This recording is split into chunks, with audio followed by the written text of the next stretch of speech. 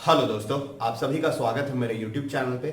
आज की इस वीडियो में हम बात करने वाले हैं कोल इंडिया में बॉन्ड के बारे में, और इसके अलावा हम बात करेंगे कि ज्वाइनिंग के टाइम पे आपको कौन कौन से डॉक्यूमेंट साथ में लेके आने होते हैं। उन सभी डॉक्यूमेंट्स के बारे में भी हम इस वीडियो में चर्चा करेंगे। तो सबसे पहले जानते हैं कि बॉन्ड क्या है। बॉन्ड एक तरह से आपका एक तरह से ये शो करता है कि आप कंपनी को मिनिमम 5 ईयर के लिए सर्व करने वाले हैं। उसके लिए आपको 3 लाख का बॉन्ड अमाउंट एक पेपर पे, एक नॉन जुडिशियल स्टाम्प पेपर जो कि 100 का होता है, उस पे लिख के ज्वाइनिंग के टाइम पे कोल इंडिया को देना होता है। वो 3 लाख का बॉन्ड होता है कि आप कोल इंडिया को 5 साल के लिए सर्व करेंगे। और इसके लिए क्या होता है कि आपकी सैलरी से हर महीने 5,000 रुपीज डिडक्ट होते हैं। और ये कब तक डिडक्ट होंगे? ये 60 मंथ तक डिडक्ट होंगे।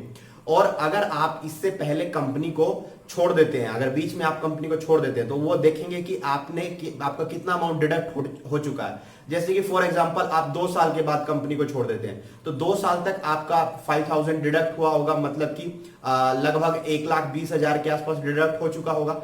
तो उसके रिमेनिंग जो अमाउंट है वो आपसे ले ली जाएगी।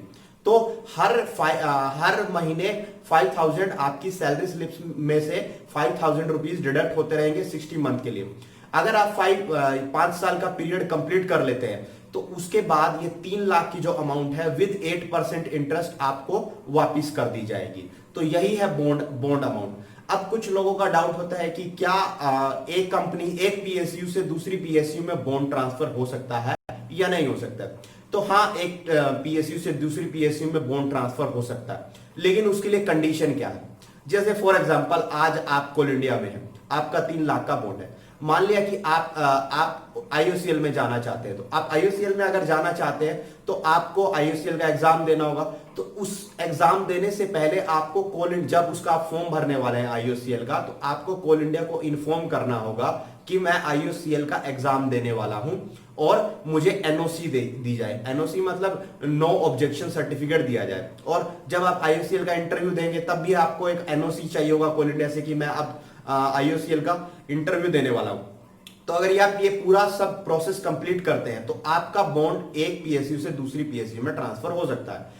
या ऐसा उल्टा केस भी हो सकता है, आप किसी दूसरी कंपनी में हैं, फॉर एग्जांपल आप सेल में हैं और अभी आप कोल इंडिया में आना चाहते हैं। तो सेल में मान लेते हैं कि आपका कुछ बॉन्ड है, तो आप उस बॉन्ड को कोल इंडिया में ट्रांसफर करवाना चाहते हैं। तो क्या ऐसा हो सकता है? हाँ, ऐसा हो सकता है कि आपका दूसरी पीएसयू से कोल इंडिया में बॉन्ड ट्रांसफर हो जाए, लेकिन उसके लिए भी वही कंडीशन है कि आपको, जब आपने कोल इंडिया का एग्जाम दिया था, तो आपने सेल को इन्फॉर्म किया हो कि मैं कोल इंडिया का एग्जाम देने वाला हूं। वहां से आपने प्रॉपर एनओसी ली हो। उसके बाद जब आप कोल इंडिया का इंटरव्यू देने आएंगे, तब आपने वहां से एनओसी ली हो कि मैं अब सेल का एग्जाम देने जा रहा हूं, तो कोल इंडिया का इंटरव्यू देने जा रहा हूं, तो मुझे एनओसी दी जाए। तो अगर आपने ये सब प्रोसेस कंप्लीट किया है, तो आपका बॉन्ड सेल में से कोल इंडिया में ट्रांसफर हो जाएगा। तो बॉन्ड ट्रांसफर हो जाता है, लेकिन उसके लिए आपको ये कंडीशन फुलफिल करनी होती है।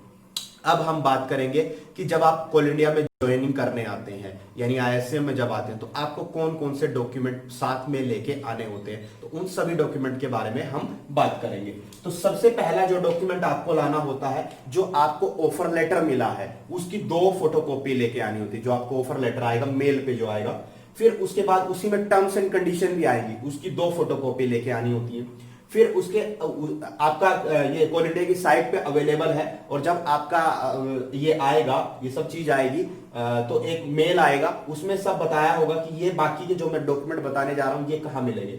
2 कॉपीज ऑफ बायोडाटा या डिक्लेरेशन फॉर्म रहेगा, वो मिलेगा आपको साइट पे, वो आपको भर के लाना होता है। 2 कॉपीज ऑफ अटेस्टेशन फॉर्म रहती है, इसको गजेटेड ऑफिसर से साइन भी कराना होता है। इसके अलावा 2 कॉपीज ऑफ आइडेंटिटी सर्टिफिकेट, इसको भी गजेटेड ऑफिसर से साइन कराना होता है। इसके अलावा 2 कॉपीज ऑफ ज्वाइनिंग रिपोर्ट, ये भी आपको मिलेगा। 2 कॉपीज, उसके अलावा 2 कॉपीज ऑफ मैरिज डिक्लेरेशन, अगर आप शादीशुदा हैं तो मैरिज डिक्लेरेशन चाहिए। फिर इसके अलावा आपने जैसे पीडब्ल्यूडी का सर्टिफिकेट दिया है, कास्ट सर्टिफिकेट अगर कोई दिया है, तो वो फॉर्मेट दिया हुआ है, उस फॉर्मेट में आपको वो लेके आना होगा। फिर इसके अलावा आपको अपनी जो पासपोर्ट साइज की 10 फोटो लिखी रहती है, लेकिन आप इससे ज्यादा ही लेके आइए। आप कम से कम 30-40 फोटो लेके आइए, क्योंकि बहुत जगह आपकी फोटोज लगने वाली है। फिर इसके अलावा आपके जितने भी एजुकेशनल डॉक्यूमेंट्स हैं, मतलब जैसे 10th हो गया, 12th हो गया, आपने डिग्री की सारी मार्कशीट, फाइनल डिग्री, इसके अलावा आपने अगर आप पोस्ट ग्रेजुएशन की है तो आप उसको भी शो कर सकते हैं, आपने दिखाया है। फिर उसके अलावा जॉब का आपका रिलीविंग सर्टिफिकेट, सैलरी स्लिप, ये सब भी आप दिखा सकते हैं।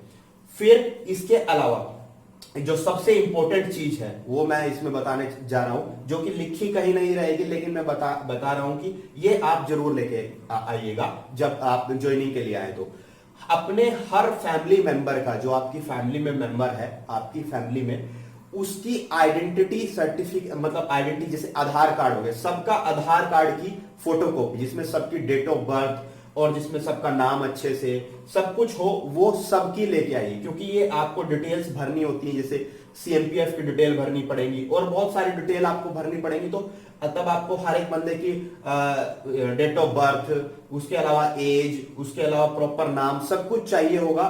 तो वो आपको भरने के लिए अगर उनका आपके पास आधार कार्ड या मतलब कोई फोटो आइडेंटिटी कार्ड रहेगा तो आप उसको देख के इजीली आप उसको भर सकते हैं। इसके अलावा आपको अपना जो जितनी भी आइडेंटिटी है वो सब लेके आनी है।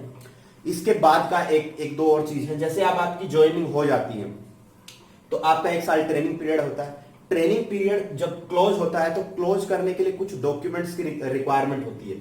उसमें जैसे आपका हो गया जो एग्जाम होता है आपका एसीएम में, इसके अलावा आपकी जो एक तरह से आपकी सेफ्टी क्लियरेंस होती है, इस तरह से आपकी एक तरह से जिसको बोलेंगे विजिलेंस क्लियरेंस होती है, ये सब डिपार्टमेंटली सब हो जाता है। लेकिन दो चीजों का हमको अपने आप से ध्यान रखना होता है। एक पुलिस वेरिफिकेशन, मतलब उसी पीरियड में आपके जहां आप रहते हैं वहां से आपकी पुलिस वेरिफिकेशन हो जाती है, होके आएगी। ये बहुत सारे लोगों की कई बार रह जाती है, डॉक्यूमेंट पहुंचता है, तो आपको इसका स्पेशली ध्यान रखना है। फिर